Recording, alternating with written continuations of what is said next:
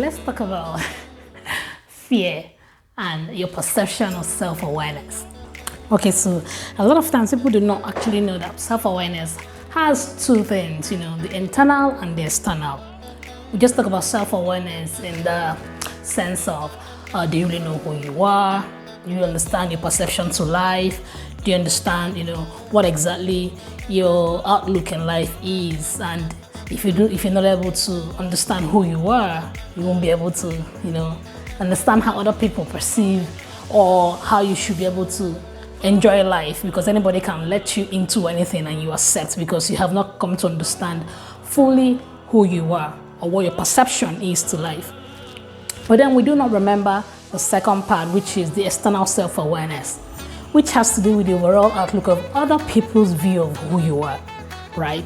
So you can essentially say you have become fully self-aware or that you know who you are if you do not have an inclination of what other people's perception towards you is, right? For example, if I paint a picture of me out there to be a very strong, strong-willed, strong person, Margaret Thatcher in quotes, anybody who knows me or has seen that perception of me will ordinarily say that is who I am, because that is who I am projecting out there.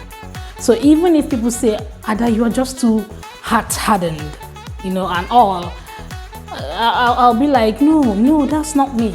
But hey, that's you, because that is what they see, right?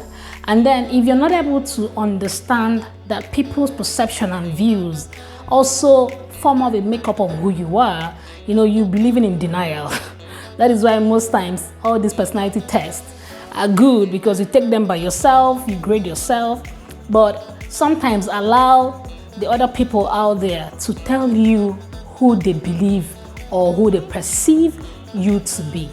That actually helps, because if you're able to start understanding, what now, before I continue, it's not as if everything people say about you matters. In fact, people's view or perception or opinion is absolutely their business, right? Jesus said, who do people say I am? They were saying prophet this, prophet that. So, but until they said what resonated with him, he was like, oh yeah, this is who I am. So you who have built yourself, who has become self-aware, will be able to say, this one is coming from a malicious point of view. They're just doing that because maybe they don't like me or whatever. But your ability to ask for feedback, ability to be able to find out other people's perception of you is what makes up the whole entity of what we call self-awareness. So that internal self-awareness, which is your ability to know who you are, and the external self-awareness, which is the ability to understand how people perceive you, because that actually helps with the feedback. Hey, what do I have to improve on? When you're able to take those feedbacks, that's when, you're able to say, I think I've fully become self-aware. I've understood that the perception they have towards me is so and so.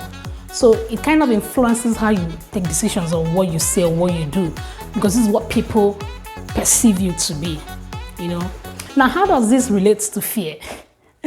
Okay, of course, everything I say, I'll find a way to bring out what fear has to do or what fear doesn't have to do with it. Now, a lot of people who may be so afraid of what people think or what people say that they won't be able to, allow themselves to bloom or live out their full potential. This is that second part of self-awareness, which has to do with people's perception of you. People are so afraid of what people will say about them that they are not able to live out, their life, like I said earlier. This should not be, okay? It doesn't matter what they say about you. You keep grooming yourself, keep building, keep investing, keep growing yourself to know exactly, this is the path I'm taking, this is where I'm going. People will definitely have opinions. This has nothing to do with the self-awareness thing. Whether it's self-awareness or not, people will have opinions, right? So there's nothing you would do that people will not say something about, for it, or against it. But you choose to refuse to let people's perceptions, opinions, views, don't let that define you. Don't let fear play on you so badly that you're not living out your life because you do not want people to say something.